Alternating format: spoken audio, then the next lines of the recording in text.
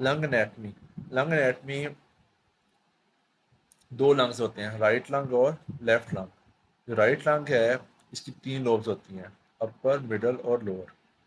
ठीक है, तो अब इन लोब्स की आप पोजीशन देखें कैसी पड़ी हुई हैं। जो मिडल लोब है, इस हम एक्सरे पे जब देख रहे होते हैं, अगर मिडल लोब का मसला हो, ये आप देखें, ये हार्ट के बॉर्डर को अफेक्ट करेगी। अगर आपको हार्ट का बॉर्डर वाज़ेह नज़र नहीं आ रहा, इसका मतलब पेशेंट की मिडल लोब इन्वॉल्व है। ठीक है, मिडल लोब इस जगह पे करके आनी है, इतने पोर्शन।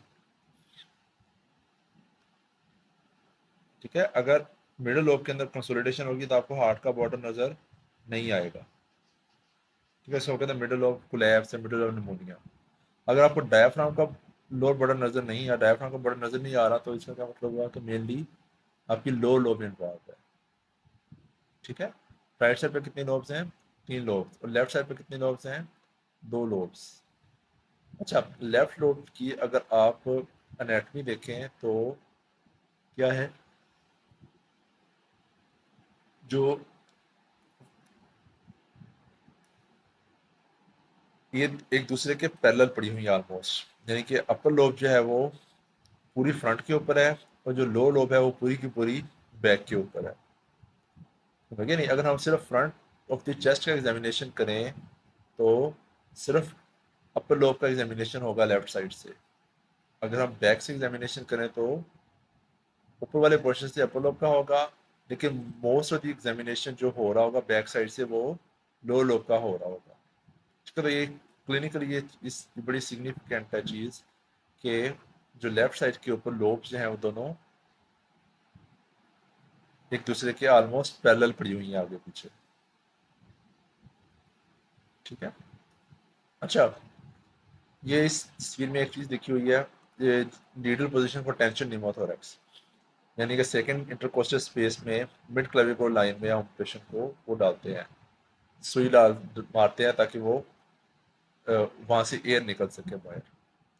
अच्छा, जो राइट लोब, राइट साइड पे जो लोब्स हैं एक दूसरे से जो अलहदा है वो किस किस चीज़ से हैं? दो फिशर्स के जरिए, हॉरिजॉन्टल फिशर और ओब्लिक फिशर। हॉरिजॉन्टल फिशर ऐसी है जो मेमोरी लाइन है आपकी, अगर हम इसकी एनाटमी सुपरफिशियल एनाटमी रखें, याद रखें, तो हमारी जो मेमोरी ग्लैंड्स हैं उसके जो लाइन बनती है ये उसके पैरेलल है। ठीक है, और ये वाली जो है वो इस लाइन से लेके आपके इंटरकोस्टल स्पेस तक, जो लोअर कोस्टल मार्जिन तक ये लाइन जाती है, क्योंकि दरमियानी जो पोर्शन है इसमें मिडल लोब होगी, और इससे नीचे वाला पोर्शन लोअर लोब होगी, और इस ऊपर वाला पोर्शन अपर लोब होगा। अच्छा, right lung has three lobes. Left lung के अंदर एक एक्स्ट्रा चीज होती है जो कि उसको हम लिंगुला कहते हैं, उसके अंदर हार्ट फिट आ जाता है इतने पोर्शन के अंदर। दो लंग्स हैं, लंग्स के दरमियान में हार्ट ऐसे फिट हो जाता है, तो लिंगोला को बास कह देते हैं कि ये third lobe of the left lung है। अच्छा, ये बड़ा इंपॉर्टेंट है कि जब कोई सर्जरी होनी होती है तो जो ब्लड वेजल्स हैं कैसे पास करती हैं। जो पल्मोनरी आर्टरी है, राइट साइड से ये इंटीरियर होती है और लेफ्ट साइड से सुपीरियर होती है। अगर आप लोग गौर करें इस पिक्चर के ऊपर, तो ये ब्लू वाली पल्मोनरी आर्टरी है, ये ट्रेकिया है, ये ब्रोंकाई है, ब्रोंकस है, main bronchus, right main bronchus. तो pulmonary artery right main bronchus के फ्रंट से गुजर रही है, फ्रंट को एंटीरियर एंटीरियर कहते हैं, एंटीरियरली गुजर रही है। जबकि ये जो लेफ्ट साइड है इसमें कहाँ से गुजर रही है? ये राइट ब्रोंकस के ऊपर से गुजर रही है। ठीक है, इस वजह से इसका फार्मूला बनाया हुआ है कि राइट एंटीरियर और लेफ्ट सुपीरियर। ठीक है, carina is posterior to ascending aorta and intermediate to descending aorta। Carina कौन सा पोर्शन है? ये वाला पोर्शन क्राइना कहलाता है। ठीक है, अच्छा, अ, जब कोई पेशेंट कोई चीज़ एस्पायरेट कर ले, कोई बच्चा या कोई पेशेंट, तो जो लंग्स में वो किस पोर्शन में जाएगी। अगर आप गौर करें तो जो राइट ब्रोंकस है ये थोड़ा ज़्यादा सीधा है, ठीक है। आप अगर एंगल पे गौर करें तो इसका एंगल ऐसे है, जबकि इसमें खम ज़रा ज़्यादा है, इसमें खम ज़्यादा है। तो जो एस्पिरेशन होती है, कोई चीज़ पेशेंट फेफड़ों में चली जाए तो वो राइट साइड पे ज़्यादा जाती है। अब राइट साइड के ऊपर भी डिपेंड करता है कि पेशेंट सीधा लेटा हुआ है,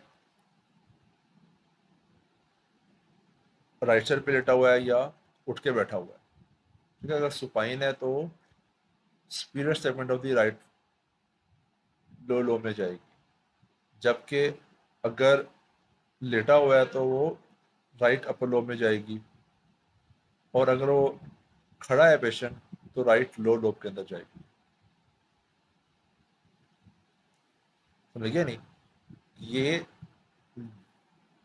इसको इतना ज़्यादा तफसील से याद रखने की जरूरत नहीं, सिर्फ इतना याद रखें कि ट्रेकिया जो है आगे जाके दो मेन में डिवाइड होती है, राइट ब्रोंकस और लेफ्ट ब्रोंकस के अंदर।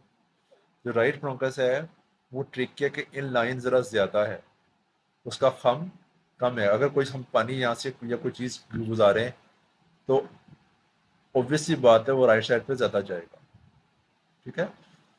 अच्छा, ये जो होती है ना लोब्स, ये सारी लोब्स आगे जाके सेकेंडरी ब्रोंकियो और टर्शियरी ब्रोंकियोस में कन्वर्ट होती हैं।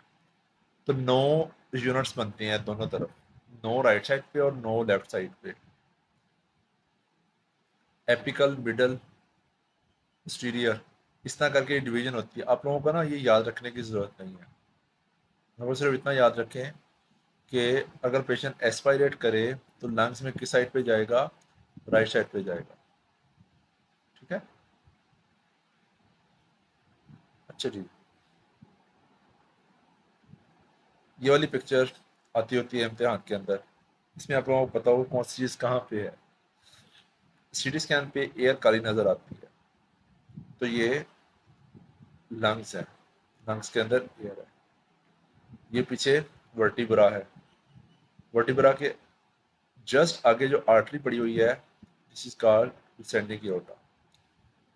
उससे आगे ये जो काली वाली एयर है, ये यहाँ पे आपकी ट्रेकिया दो हिस्सों में डिवाइड हो रही है, राइट साइड और लेफ्ट साइड।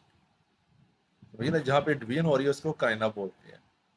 जहाँ पे ये वाली डिवीजन हो रही है इसको हम क्राइना बोलते हैं, ठीक है। ये वाला पोर्शन है, इसको ओब्लिकली देखा गया है इसके इस सीटी स्कैन के अंदर। इस क्राइना के आगे पल्मोनरी आर्टरी, असेंडिंग एओर्टा और स्पिरिट वेना के हुआ है, ठीक है। ये यहाँ से पिक्चर ली हुई है, बस यहाँ से सीटी स्कैन की पिक्चर यहाँ से ली हुई है, इस क्राइना के लेवल से, ठीक है। कॉन्सेप्ट बना है कुछ ना कुछ। पीछे वर्टिब्रा, वर्टिब्रा के आगे डिसेंडिंग एओर्टा, डिसेंडिंग एओर्टा के आगे क्राइना, क्राइना से आगे फिर ये तीन एक लाइन के अंदर spirit vena cava, descending aorta और पल्मोनरी आर्टरी।